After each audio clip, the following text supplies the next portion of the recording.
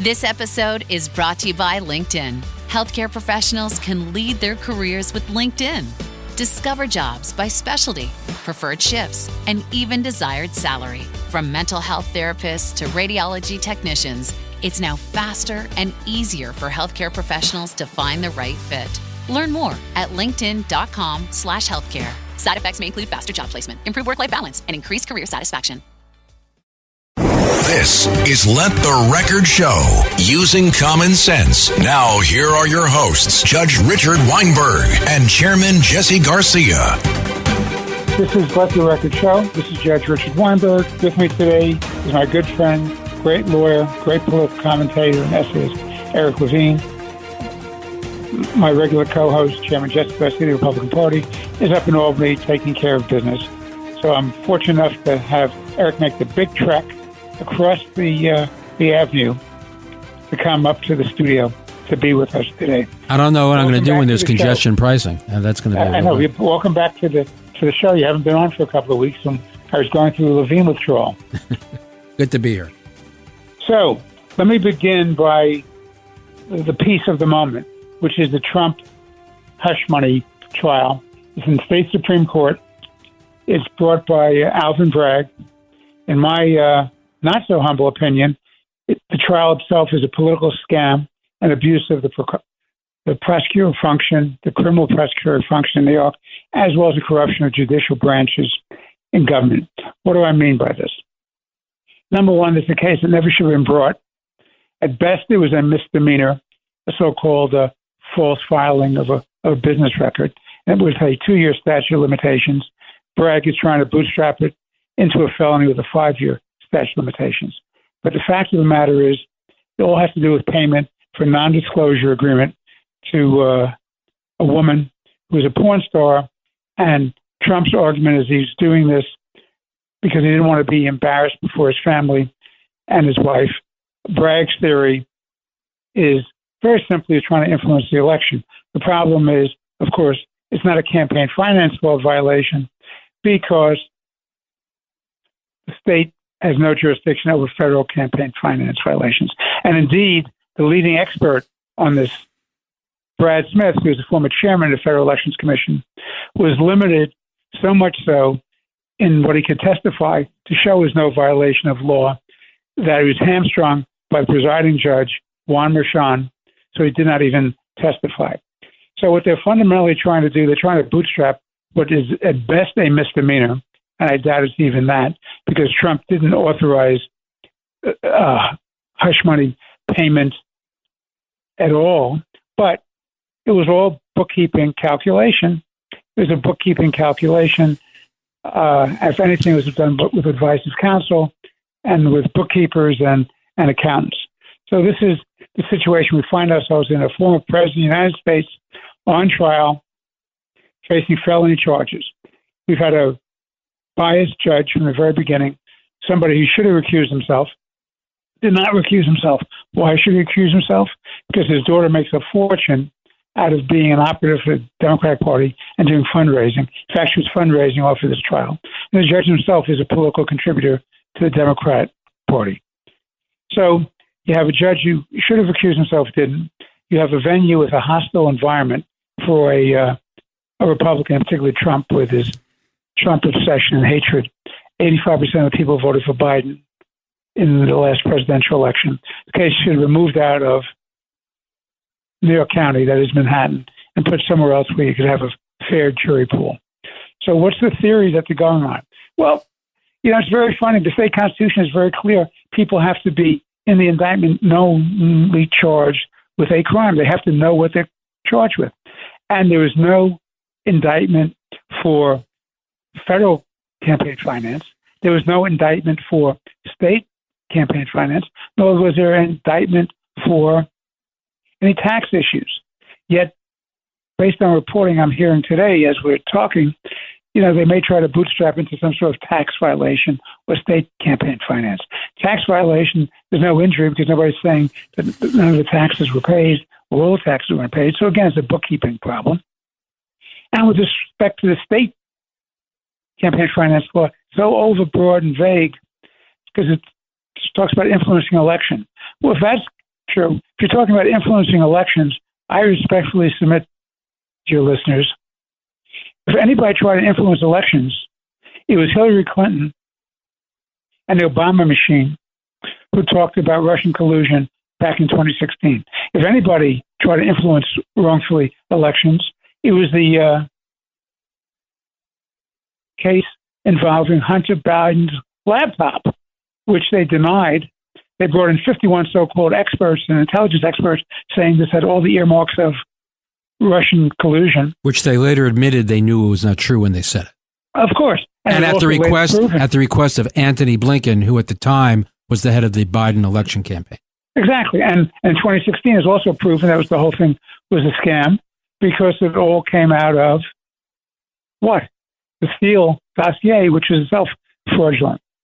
So you have all these situations where, oh, and by the way, you want to talk about influencing election? How about Joe Biden standing up there at the last debate in 2020 and saying that his son didn't make any money off the Chinese and there's no involvement at all, which has now been proven wrong. So if you want to start prosecuting people for so-called influencing election, they look back. And I'm submitting they shouldn't do that because that's what politicians do. They try to influence elections. Well, that's the whole point of a campaign. The whole point of a campaign is to influence an election. Vote for me. That's how you run. You want to influence the election. So what are your thoughts as we go forward? And by the way, these criminal jury instructions, which I don't have a copy of yet, we'll have a daily copy, I would hope, so we'll be able to talk about it in the days to come.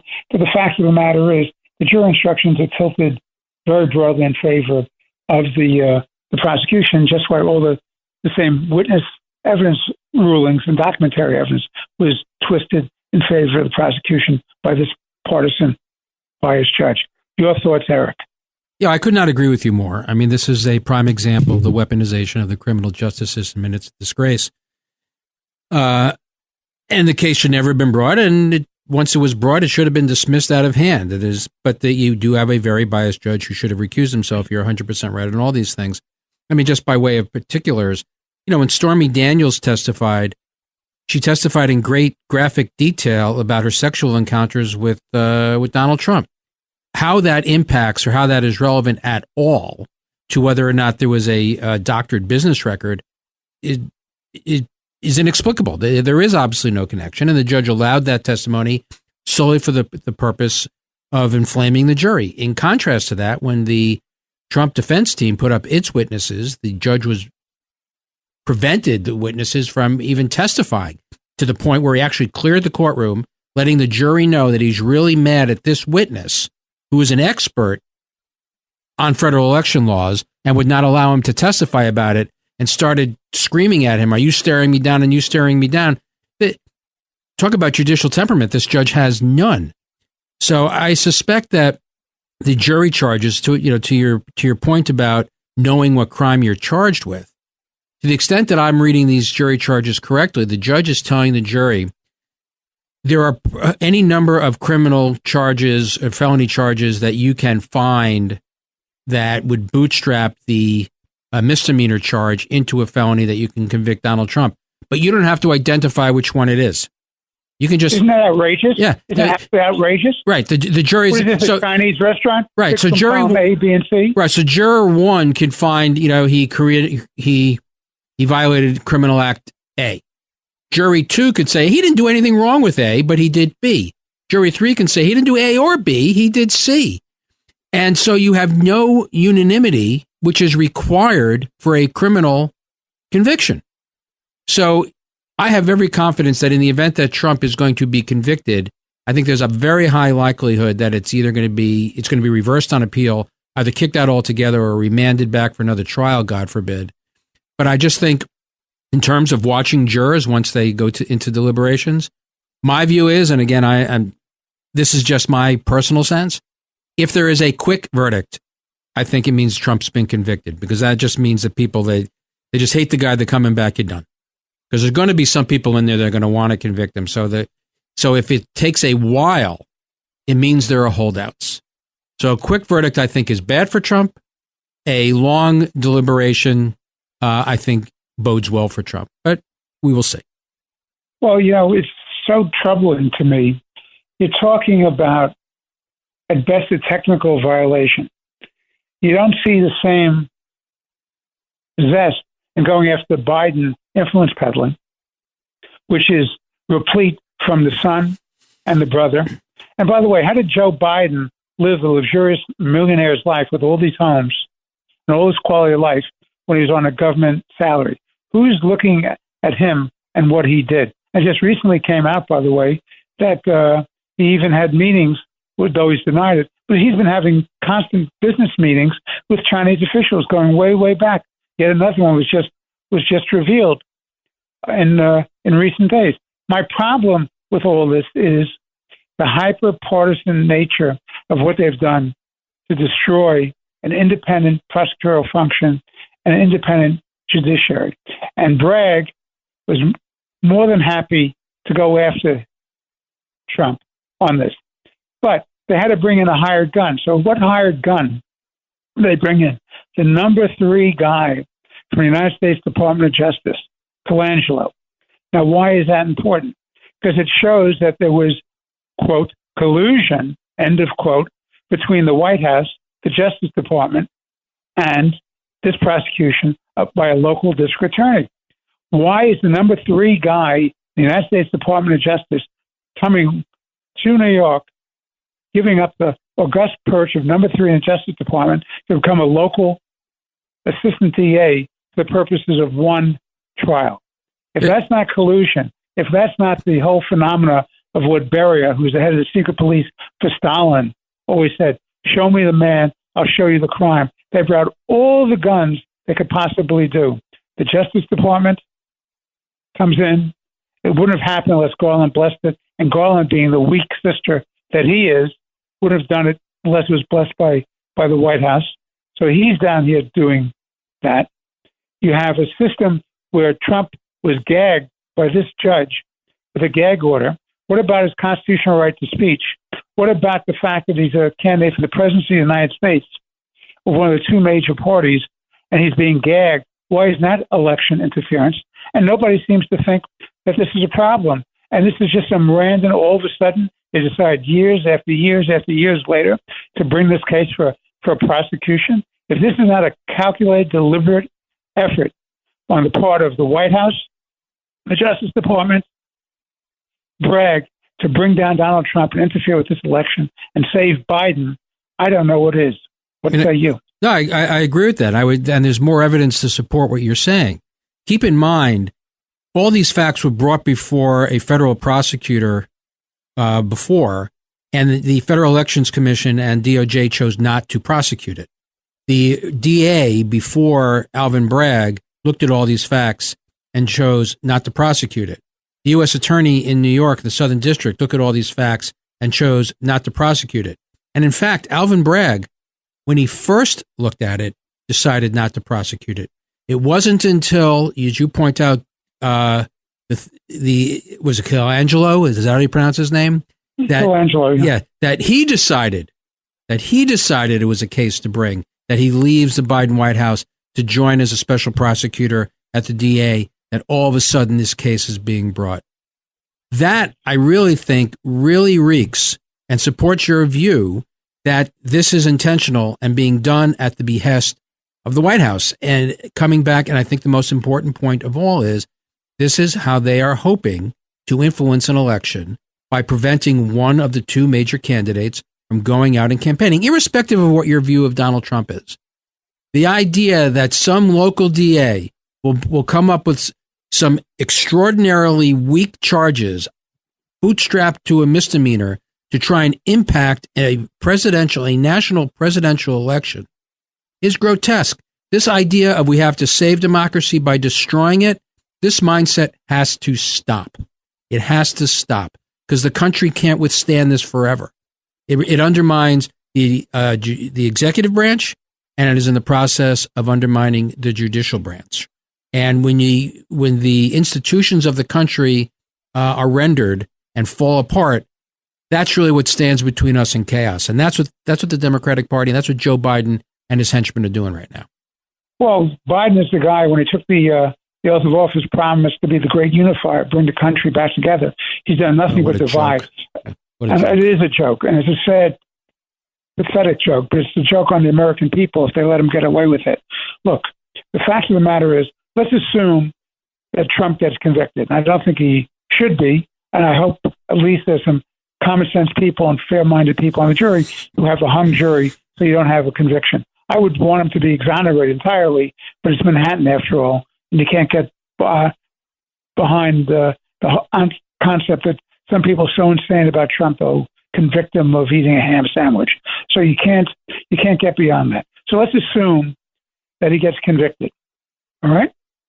I'm with what you. Are they going to do? Is this judge going to remand him pending an appeal? Well, if he remands him into custody pending appeal, and I mean this seriously, I am fearful that there will be riots, that there will be violence.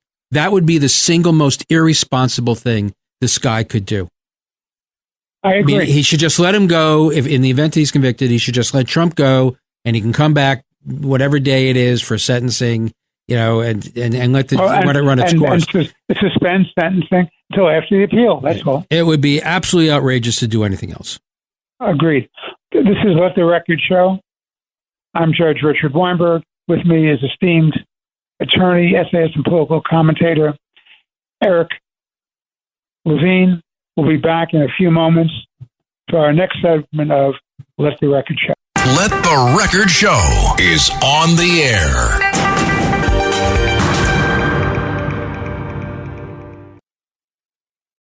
Home means something different to everyone.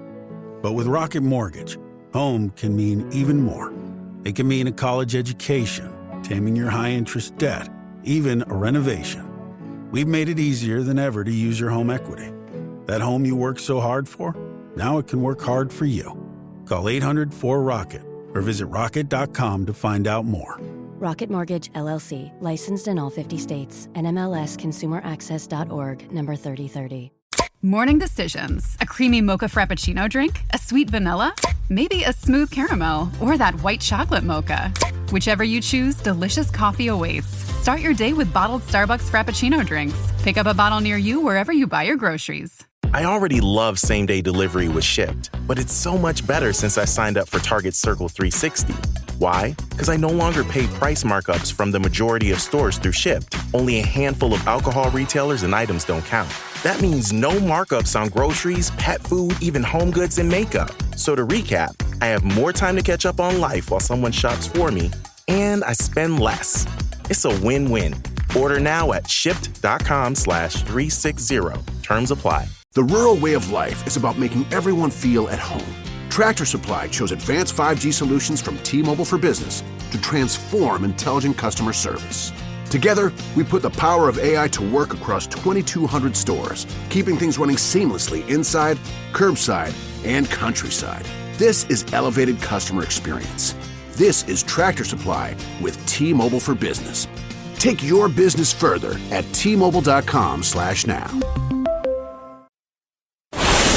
This is Let the Record Show.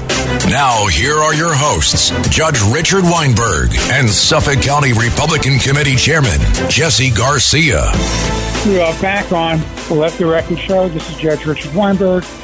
With me today is Eric Levine, noted attorney, commentator, and essayist, a genius both in the law and on politics. So, Eric, you just had this great column saying, in essence, that Joe Biden will continue the Obama tradition of selling out America, national interest, as well as its allies, just to get elected. You're talking about Biden now going soft and telling our European friends and allies, don't push Iran on nuclear compliance with the so-called nuclear deal brought to you by the Obama-Biden administration. Would you tell our listeners what this is all about? Sure.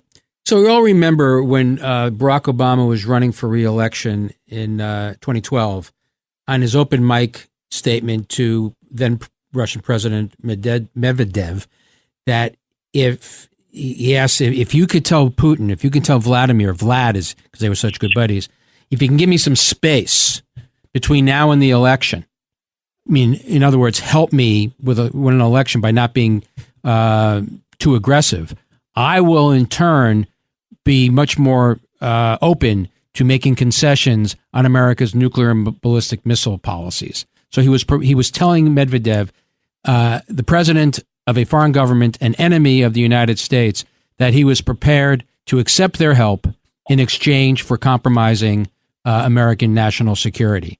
Now, I don't think the cynicism and the irony of that was fully understood until about 10 years later, until the Trump-Russia hoax was debunked. But that's kind of the groundwork. And Joe Biden, I guess he's educable. He picked up on that.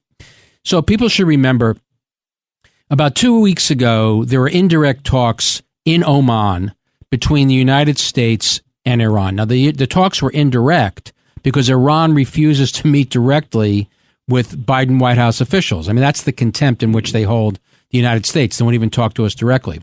But the purported reason for those meetings was to try to prevent the escalation of the war in Gaza from becoming a regional war. Now, of course, it already is a regional war. Israel's being attacked out of Gaza by Hamas, out of Lebanon by Hezbollah, out of Syria by Iranian proxies, by the Houthis in Yemen, who are also controlled by Iran, and of course, most importantly, directly by drones and ballistic missiles from Iran directed at Israel. So there already is a regional war.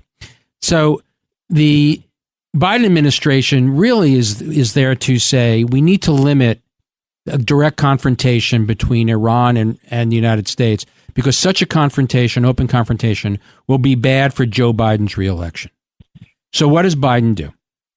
1 week ago, or just this past week, it was disclosed by the International Atomic Energy Administration agency of the UN that Iran is 3 days away from being able to make a nuclear weapon. They have enough fissile enriched uranium in which to make 3 nuclear bombs, days away.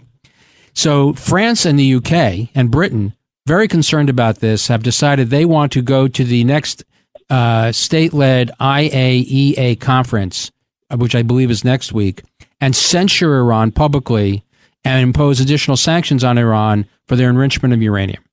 What does Joe Biden do? Joe Biden has reached out to France and the UK to tell them to not censure Iran. In other words, he wants to make it easier for Iran to develop a nuclear weapon. And why is he doing this? Because he wants the commitment from Iran that they will not step up their aggression against American troops, American service members. Now, remember, there have been over 100 attacks since October 7th against American servicemen and women in Syria and Iraq, either directly by Iran or their proxies. And there's been absolutely no meaningful response from this administration. If there had been a meaningful retaliation directed against Iran, those attacks would have stopped long ago. But that would have required the United States to do something affirmative. Appeasing and surrender seems to be the default for this administration. But what's the other concession that the administration has made? The other concession the administration has made in exchange for Iran going easy on us, giving us space, as Obama would say, is he's going to save Hamas. He wants to save Hamas. And that's that's great for Biden, because not only does he want to save Hamas as a capitulation and appeasement of the Jew haters and progressives in the United States, particularly in Dearborn, Michigan. So this is ice in the winter. But because Hamas, of course, is an Iranian proxy, funded, trained, and armed by Iran, directed by Iran, and so the attack on October 7th was an attack by Iran using Hamas as the weapon of choice that day. He's telling Iran, please go easy on us, please give me the space, and I will work real hard to continue to protect Hamas. So Joe Biden is prepared to live with a nuclear Iran, a Hamas hierarchy that remains intact and remains a political and military force in Gaza, all in exchange to try and help himself get re-election. Now, it doesn't end there.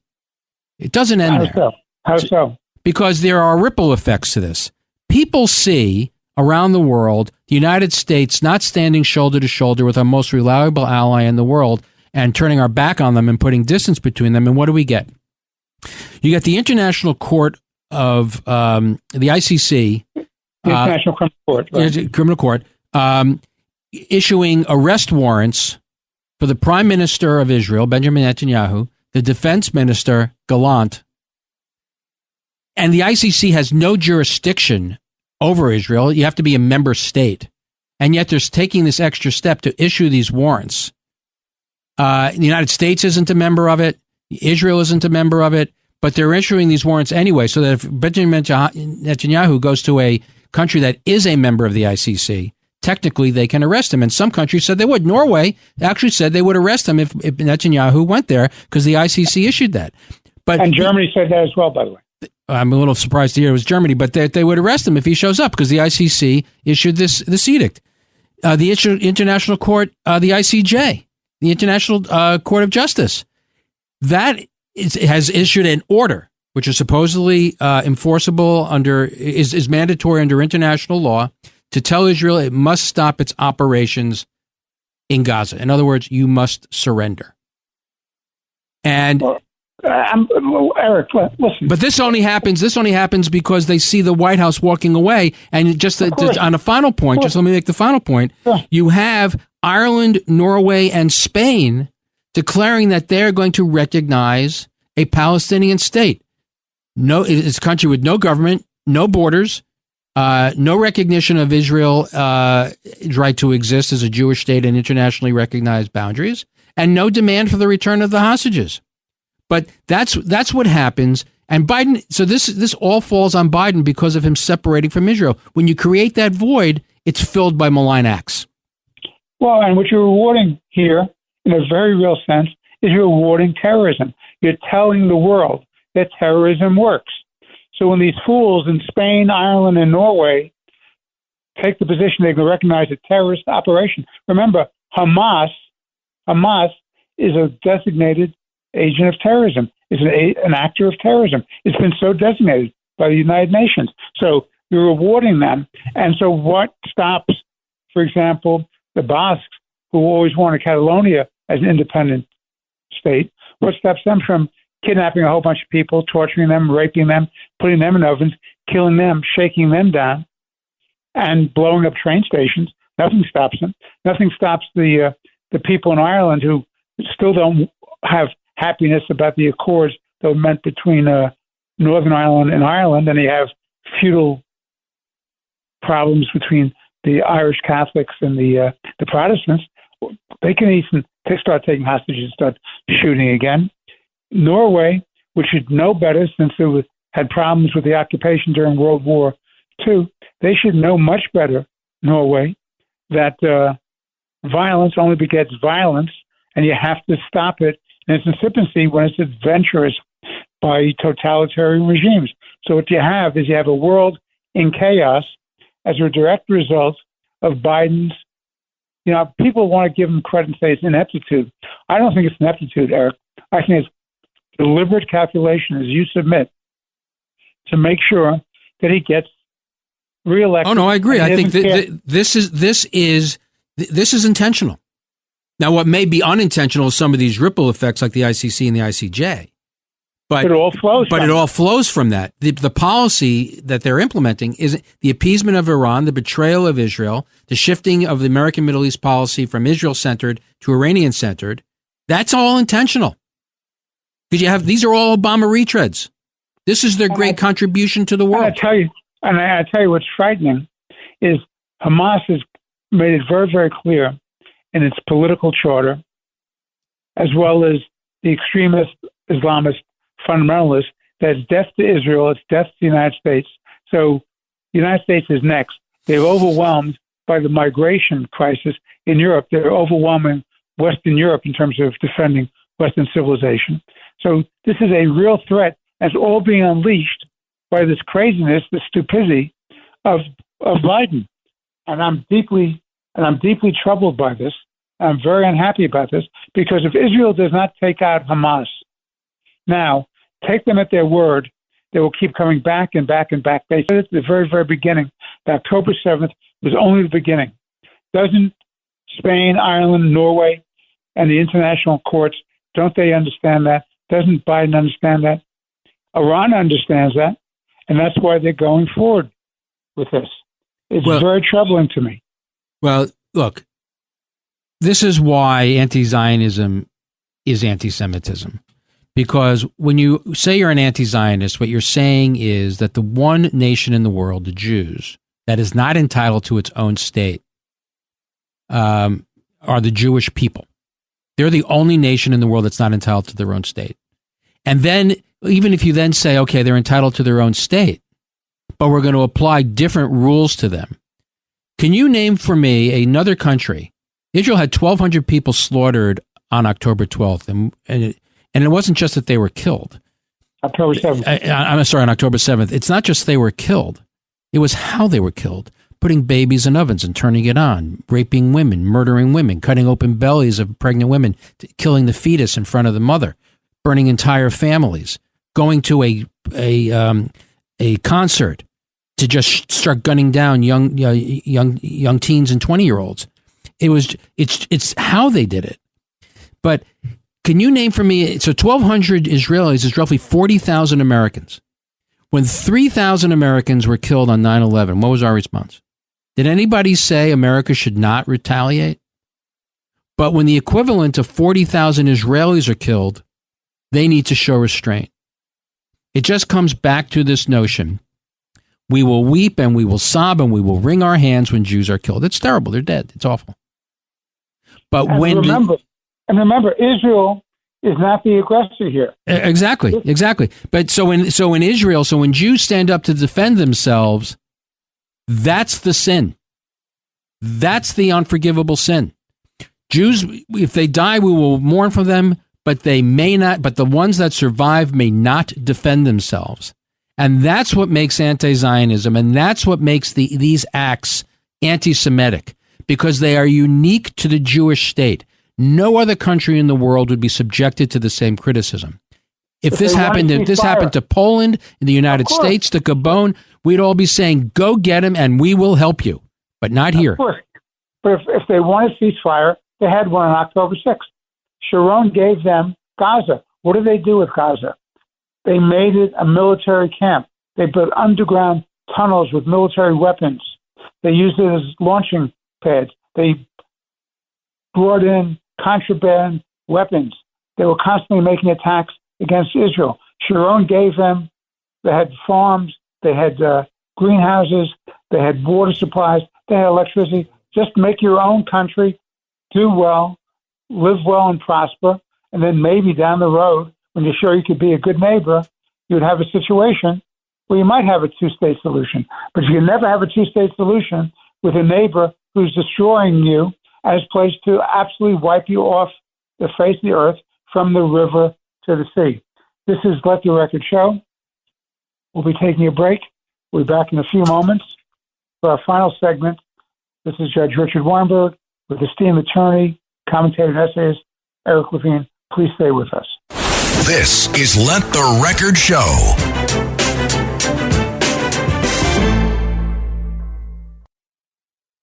Get ready for Universal Epic Universe, featuring the wizarding world of Harry Potter, Ministry of Magic, and Super Nintendo World. Now open at Universal Orlando Resort. Tickets and packages on sale now at universalorlando.com. Shopping is hard, right? But I found a better way. Stitch Fix online personal styling makes it easy. I just give my stylist my size, style, and budget preferences. I order boxes when I want and how I want. No subscription required. And he sends just for me pieces, plus outfit recommendations and styling tips. I keep what works and send back the rest. It's so easy. Make style easy. Get started today at stitchfix.com/Spotify. That's stitchfix.com/Spotify. Tell Me What Happened is a podcast that asks, what would you do if you saw someone needing help? This tree comes crashing through the roof of my vehicle, and I said, I don't know if I'm going to make it. Listen to the true stories of people who choose to save a stranger on Tell Me What Happened. Parents of tweens, if you're familiar with far-off drop-offs... Dad, stop, right here. Or get DMs about what's for dinner, you may be experiencing tween milestones. For your son or daughter, these can start at age 9. HPV vaccination, a type of cancer prevention against certain HPV-related cancers, can start then too. For most, HPV clears on its own. But for those who don't clear the virus, it can cause certain cancers later in life. Embrace this phase. Help protect them in the next. Ask their doctor today about HPV vaccination. Brought to you by Merck. This is Let the Record Show. Now, here are your hosts, Judge Richard Weinberg and Suffolk County Republican Committee Chairman Jesse Garcia. We are back on Let the Record Show. This is Judge Richard Weinberg. With me is Eric Levine, noted attorney, commentator, and essayist. This is a very interesting day today because of what's going on with Trump, and we've talked about that. It's also a very interesting day because of Biden's appeasement of Iran and what that means. But there are other issues. There are other issues as well. There was the recent death on a crash of a helicopter of the president of Iran and the foreign minister. Now, whether, you can never get the truth out of Iran or what's going there because it's a totalitarian regime that suppresses any dissent. But it would seem to me that this will have a significant impact both on its domestic policies and its foreign policies. Let me tell you what I mean by that, Eric. On domestic, they're at risk because of continuity and stability of the regime, so there may be some efforts by the people to rise up and have the regime change and finally throw out these totalitarian tyrants, the Ayatollahs, with their Islamic fundamentalism that they throw down people's throats in Iran, which, by the way, prior to that was a fairly westernized and civilized country before the Ayatollahs took over. And on the foreign policy, it seems to me it's an old lesson that we've learned going way back to Thucydides in the classic The Peloponnesian War. When you're having domestic instability, what you do is you go forward, you do foreign adventurism to divert the attention of the people on domestic problems and to unify the country. I think this is really a crisis, both on the domestic ends and the foreign ends. What do you say, Eric? I agree with that. Now, I think we should go on the record and say that the death of President Raisi is an affirmatively good development. The guy was evil. He was known as the Butcher of Tehran for a reason. And when he died, and it was announced that he had died, there were celebrations all over Iran. They were fireworks, and it should come as no surprise. This is the guy that was the head of the Iranian Secret Service, the IRGC, organizations that literally clubbed women to death in the streets of Iran for failing to cover up properly. The guy was awful. He was an affirmatively evil guy. But instead of applauding and celebrating his death, as we should, we have the UN Security Council actually standing for a minute of silence to remember him in reverence of his life. And like lemmings, the American contingent at the Security Council actually stood along with them for its moment of silence. It's outrageous. What did Biden do? What did Biden do? He remained silent. I mean, when Anthony... No, he sent condolences, didn't he? Biden and Blinken? Well, they sent condolences, but you're right. They sent condolences, but they sent condolences for the death, but they should be sending condolences. Rather than sending condolences, they should be telling the Iranian people, we are standing with you. And if you choose to rise up now, because this is a good opportunity, we will be with you. We should not be standing with Raisi and the Ayatollah or the current Iranian regime. We should be standing against it. We're speaking to the wrong people. Didn't Biden sell out the people once before? Yeah, so this actually goes back to Obama. So in 2009, after Rafsanjani stole the election, and that was a real stolen election, the people took to the streets of Iran and chanted, Obama, Obama, Obama. Are you with us or are you with the regime? Are you with us or are you with the Nazis? And Obama remained silent. And we know why. Because he remained silent. He sided with the regime against the Iranian people because he was starting to work away at the Iran nuclear deal. And he was concerned that if he spoke out against the regime, he would not get the JCPOA. He would not get the Iran nuclear deal. So he remained silent, and the Iranian people were betrayed. In 2015, just before they signed the JCPOA, the Iranian economy was in shambles. Its military was in shambles. Its ability to fund its terrorist network was impaired. But what did Obama do? He entered into the Iran nuclear deal. and gave them $150 billion to fund their hegemonic goals in the Middle East, to fund their terrorist network, to fund the military and their secret police, and oppress the Iranian people. Barack Obama is the savior of the Ayatollah and this regime. And Joe Biden, along with the Obama acolytes in his administration, have continued appeasing Iran in this way. So when Biden became president, after Trump had instituted the maximum pressure policy, there were only a few billion dollars in foreign currency in the Iranian treasury. The economy again was on the balls of its ass. Pardon me. It was having severe economic problems. They couldn't fund Hezbollah. They couldn't fund Hamas. They're having trouble funding their proxies in Iraq. Joe Biden to the rescue.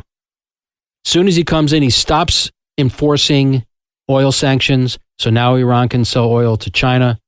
He stopped.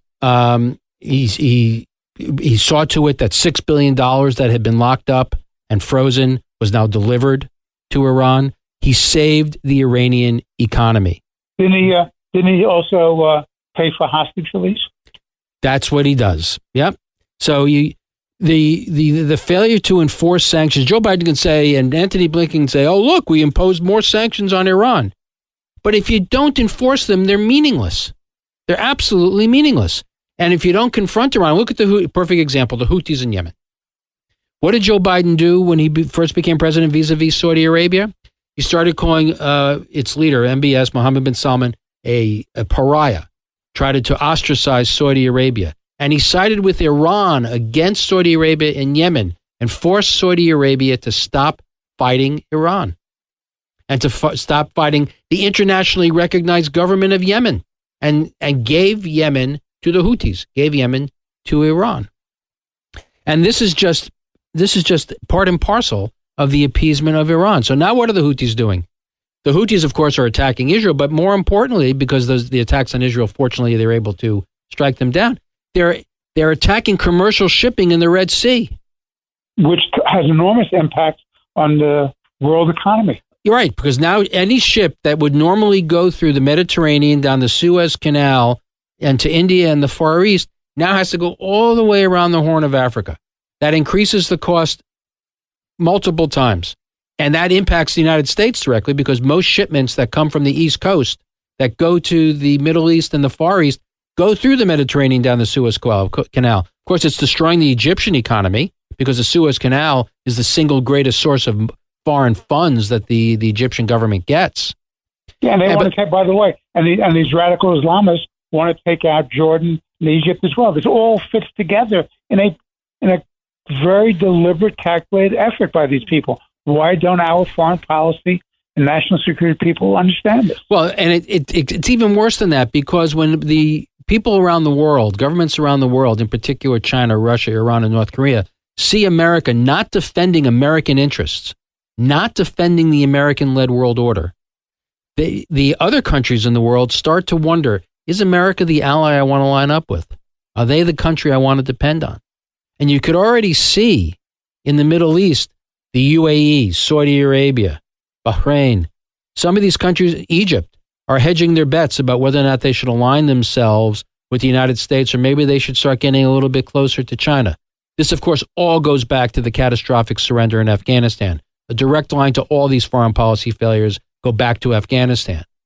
But to your question, don't they understand it? I'm not quite sure what they understand, but they have put in their minds this idea that if they can just put the Iran nuclear program in a box, they can deal with everything else. The problem is they've been incapable of putting it in the box. The Iranians are about to have a nuclear weapon, and everything else is falling apart. Isn't that the biggest? But Eric, isn't that the biggest game changer you can imagine? A nuclear-armed Iran? Who's going to check them then?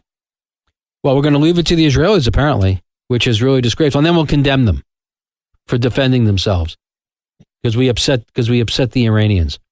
It really is inexplicable. I would argue. Don't the Saudis now have to get nuclear weapons? Don't the Jordanians have to get nuclear weapons? So on October 6th, the day before October 7th, the Israelis and the Saudis were getting very close to the Saudis joining the Abraham Accords. And what was not part of that deal was the recognition of a Palestinian state. The Saudis were prepared to enter into the Abraham Accords without a Palestinian state.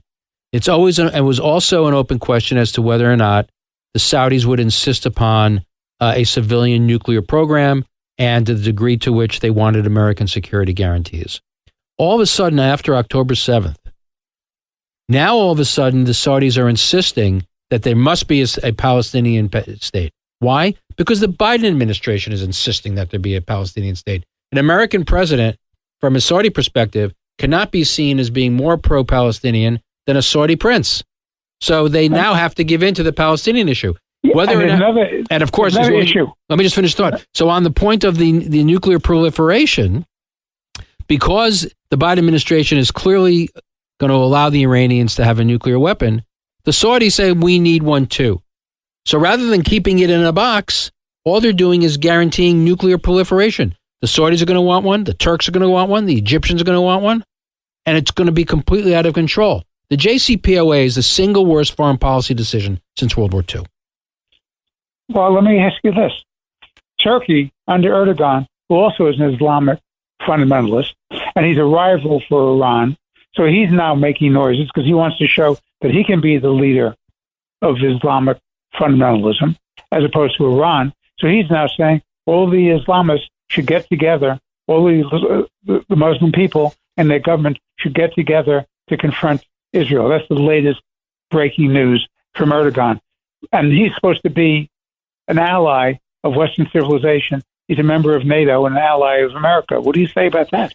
Well, as a member of NATO, he also is the second largest standing army in NATO, right after the United States. So Turkey is a very well-armed state and a very influential state. And Turkey is an intractable problem because where they are geographically, sitting on Russia's southern tier, right in Crimea, and the Black Sea, it's an important geopolitical ally to have. However, we don't know whose side they are on.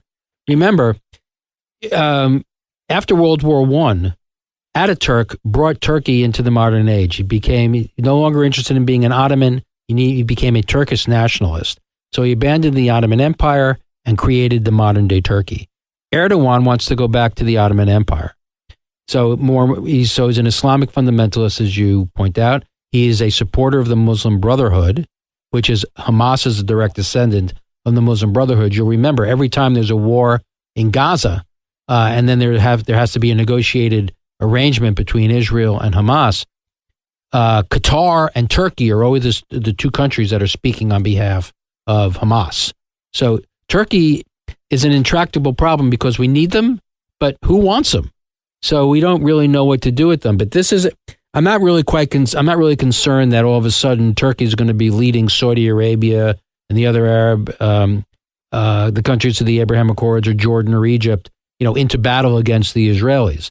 They also see Turkey as somewhat of a threat because of Turkey's Muslim Brotherhood connections, and they all viewed the Muslim Brotherhood as their single greatest threat. Iran is second, but the Muslim Brotherhood is first.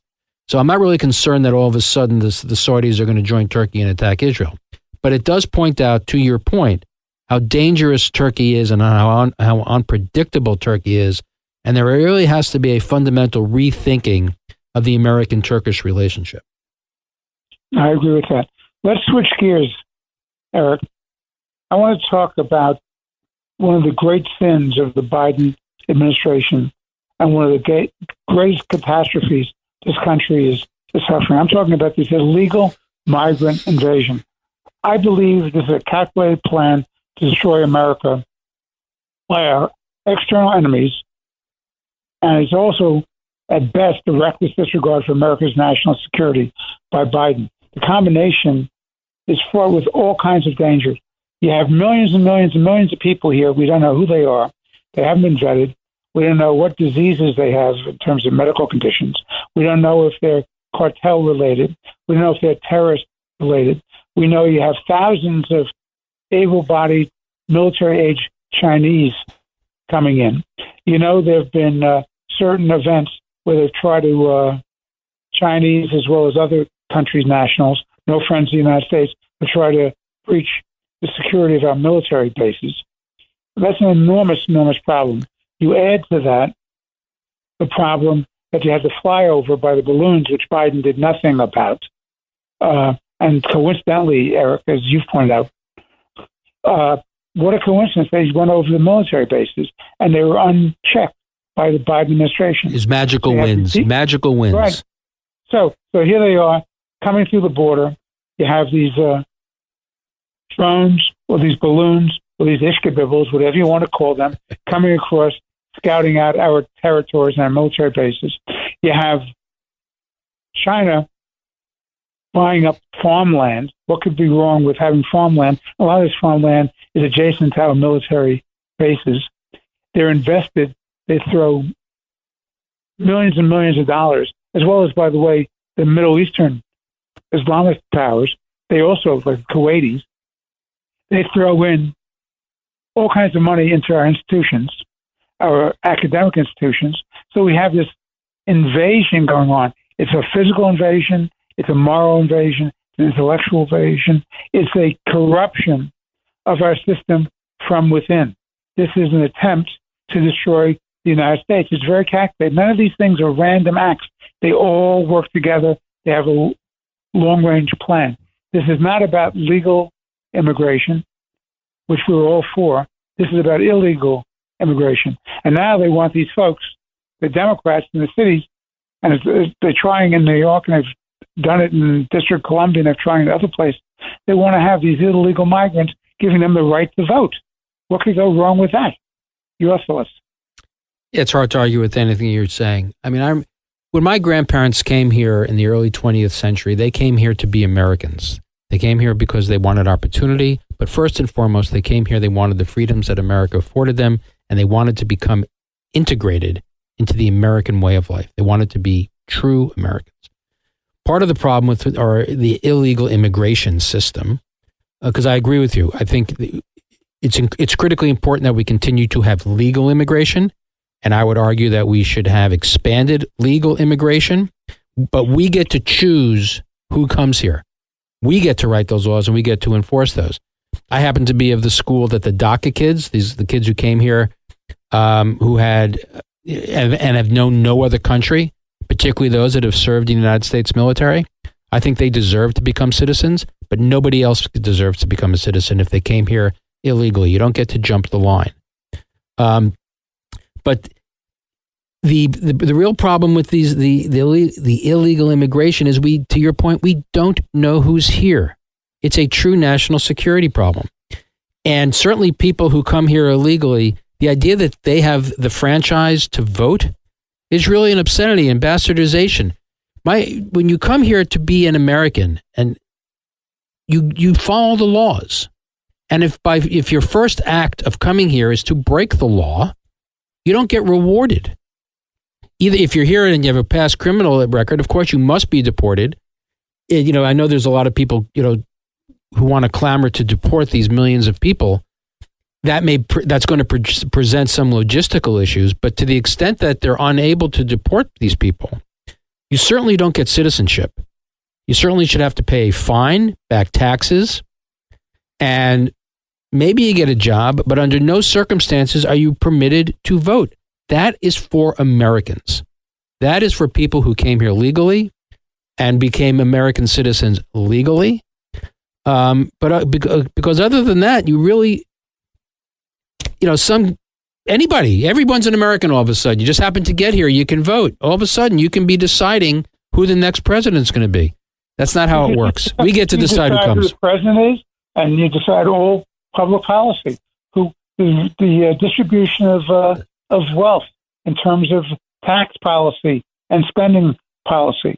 It fosters lawlessness, and you're legitimizing lawlessness. The whole thing is absolutely insane. There is no country that allows open borders at all. And if they did, they would no longer be a country. We're watching before our eyes in current times the destruction of Europe because the former prime minister of Germany, the Chancellor, Angela Merkel. Yes, thank you, Angela. Yeah, she let everybody in. So everybody got in, and because they're all members of the European Union, they now can travel all across Europe. And now you have these enclaves of people who are not committed to the social values, the political values, respect for academic freedom, religious freedom, freedom of speech. People who have their own enclaves, and the police are afraid to go in there because they are citadels of their own. Right. They didn't go there to become citizens. They didn't go there to become French. They didn't go there to become British. They didn't go there to become Polish or German. They came there to fundamentally change those countries. That's the difference. That's the primary difference, and that's why you're running into these problems. I am being told we have less than a minute left, so I defer to you. Well, the great Chinese curse, as you know, Eric, is be afraid of living in interesting times. We are in interesting times. And I am afraid. And I am afraid, because I'm afraid that we have the weakest leadership we've had in my lifetime, with the greatest threats in my lifetime. And the fact of the matter is, whoever wins this election is not going to be able to unite the American people. And if they cannot unite the American people, then a country divided is under siege, both domestically and externally. And I respectfully submit that in the binary choice between Biden and Trump, the best chance we have of surviving is Trump. If we have another 4 years of Biden, this country will be unrecognizable in 4 years hence, because we've watched the destruction of this country for the last 3.5 years from the Biden and the extreme wing of the Democratic Party. They have no love for this country, no respect for its traditions and values, and they're the ones who always, in the greatest irony and hypocrisy of the world, talk about the other side being against democracy. They are destroying the greatest constitutional republic, the greatest freedom-loving country in the world, because of their political opportunism. This has been Let the Record Show with our good friend, esteemed colleague, Eric Levine, noted attorney, essayist, and commentator. I'm Judge Richard Weinberg. Even though the conversation is sometimes dark, I hope you've enjoyed the interesting conversation we presented, and we look forward to speaking with you again next week on Let the Record Show. Thank you for listening. This is Let the Record Show.